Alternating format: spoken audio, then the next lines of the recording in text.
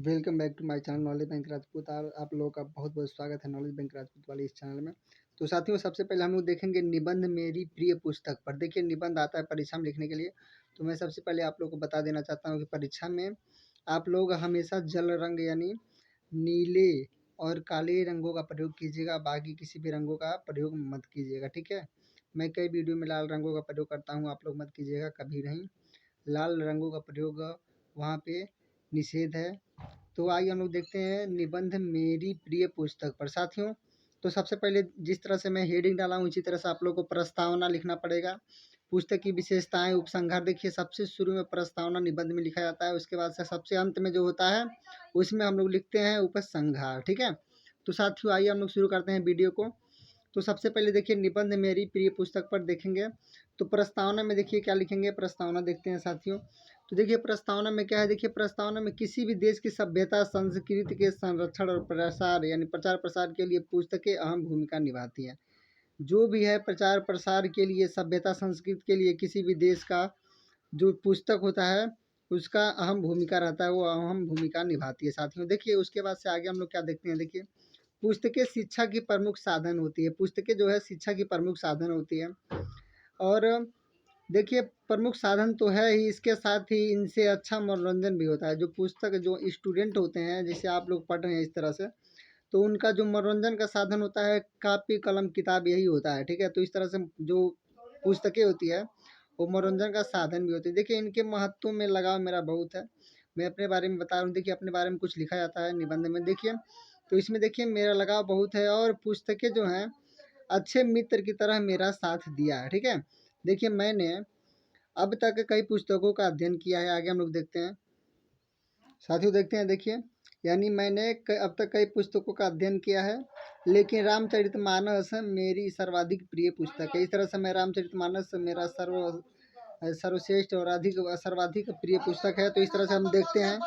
तो इस तरह से आप लोग देख लीजिए प्रस्तावना एक बार और देख लीजिए साथियों। देखिए प्रस्तावना में क्या है। तो प्रस्तावना इसी तरह से लिखा जाता है। प्रस्तावना कुछ इस प्रकार लिखा जाता है जिस तरह से आप लोग के सामने है। और उसके बाद से देखिए पुस्तक की विशेषताएं क्या है। पुस्तक की विशेषताएं हम लोग देखते हैं साथियों। अब देखिए पुस्तक की विशेषताएं। तो देखिए साथियों, पुस्तक की विशेषताओं में देखिए क्या है। देखिए पुस्तक की विशेषताएं देखिए, यानी रामचरितमानस के बारे में मैं अपने प्रिय पुस्तक को रामचरितमानस माना हूँ। तो देखिए इसमें देखिए गोस्वामी तुलसीदास जी ने रामचरितमानस को लिखा है। कि कौन लिखा है? गोस्वामी तुलसीदास जी ने रामचरितमानस को लिखा है। देखिए यह अवधि भाषा में रचा गया है, यह अवधि भाषा में रचा गया है, ठीक है। इसकी विशेषताएं दिखा रहे हैं। और इसको 16वीं सदी में मुगलों के शासनकाल में ही रचा गया है। मुगलों के जब शासनकाल था धरती पे तो यह रचा गया है। देखिए यह महाकाव्य रामायण पर आधारित है। जो वाल्मीकि रामायण जो संस्कृत में लिखा गया है उसी पे आधारित यह रामायण पर आधारित ही रामचरितमानस है, ठीक है। देखिए इसको 7 कांडों में विभाजित किया गया है। इसको 7 कांडों में विभाजित किया गया है। देखिए इनका नाम जो है अयोध्या कांड, बाल कांड, अरण्य कांड, किष्किंधा कांड, सुंदर कांड, लंका कांड और उत्तराकांड इत्यादि 7 हैं, ठीक है। देखिए इनमें राम जी के बाल्यावस्था से लेकर राम राज्य तक का यानी सारा वर्णन है, ठीक है। इस तरह से देख लीजिए सारा वर्णन है। आगे हम लोग देखते हैं। तो देखिए इस तरह से यानी सारा वर्णन है। उसके बाद से देखिए रामचरितमानस में गुरु शिष्य, माता पिता, पति पत्नी और भाई बहन के आदर्शों को इस तरह प्रस्तुत किया गया है कि ये आज भी भारतीय समाज के प्रेरणा स्रोत बने हुए हैं। इस तरह से हम लोग का जो है क्या समाप्त हुआ, पुस्तक की विशेषताएं समाप्त हुई साथियों। एक बार और देख लीजिए इसको, पुस्तक की विशेषताएं शुरू से। पुस्तक की विशेषताएं साथियों देख लीजिए, पुस्तक की विशेषताएं देख लीजिए साथियों। इस तरह से पुस्तक की विशेषताएं समाप्त हुआ और मैं आशा करता हूं कि पूरा वीडियो देखेंगे आप लोग। देखिए आगे हम लोग देखते हैं बने हुए हैं। उसके बाद से उपसंहार हम लोग देखेंगे साथियों। इस तरह से उपसंहार में क्या है। तो देखिए उपसंहार में साथियों देखिए क्या है। देखिए रामचरितमानस में सर्वाधिक पढ़ा जाने वाला ग्रंथ माना जाता है इसको। देखिए रामचरितमानस को सर्वाधिक पढ़ा जाने वाला जो है ग्रंथ माना जाता है। देखिए विदेशी विद्वानों ने भी इसकी खूब प्रशंसा की है। विदेशी जो विद्वान है यानी अपने देश को छोड़ के दूसरे देश के भी लोग इसकी खूब प्रशंसा करते हैं, यानी प्रशंसा करते हैं। देखिए जीवन के हर संबंधों पर आधारित मानस के दोहे एवं छंद आम जन में अभी भी कहावतों की तरह लोकप्रिय है, ठीक है। इस तरह से अभी भी इसकी जो छंद और दोहे वगैरह हैं वह आम जन में हमेशा कहावत कहावतों के तरह बहुत प्रचलित है। देखिए इसको पढ़ने में एक अलग आनंद आता है, एक अलग आनंद आता है इसको पढ़ने में साथियों।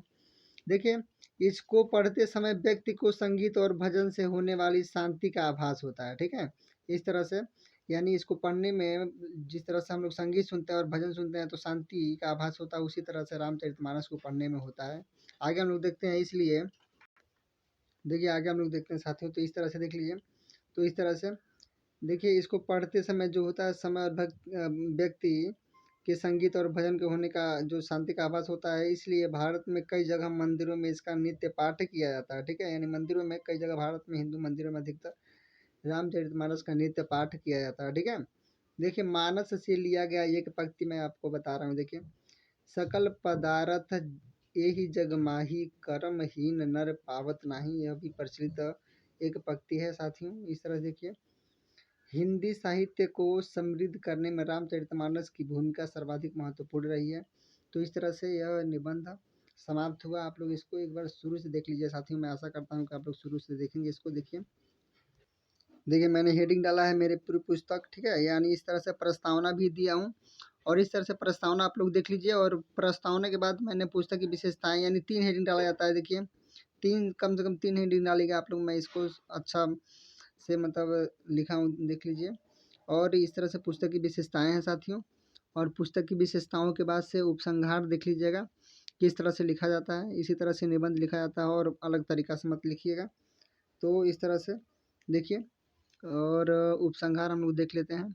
इसके बाद से देखिए यानी बने हुए हैं तक है। इसके बाद से उपसंहार हम लोग देख लेते हैं, उपसंहार में क्या है, उपसंहार को देख लीजिए। उसके बाद से उपसंहार को देखने के बाद मैं आशा करता हूँ कि आप लोग इसको पढ़ेंगे, पढ़ के इसको नोट बना लीजिएगा जिस तरह से लिखा गया है। देखिए सबसे पहले प्रस्तावना, उसके बाद से पुस्तक की विशेषताएं, उसके बाद से मैंने दोहा सहित उपसंहार लिखा है।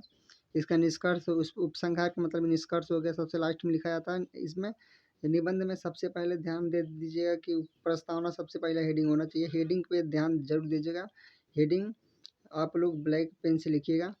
तो फिर मिलते हैं अगली वीडियो में साथियों। मैं आशा करता हूँ वीडियो पसंद आया होगा। वीडियो पसंद आए तो लाइक कीजिए, सब्सक्राइब कीजिए, और ऑल नोटिफिकेशन को क्लिक कीजिए। इसी तरह से ज्ञानवर्धक वीडियो देखने के लिए चैनल को सब्सक्राइब कीजिए। Thanks for watching. फिर मिलते हैं अगली वीडियो में। थैंक यू साथियों।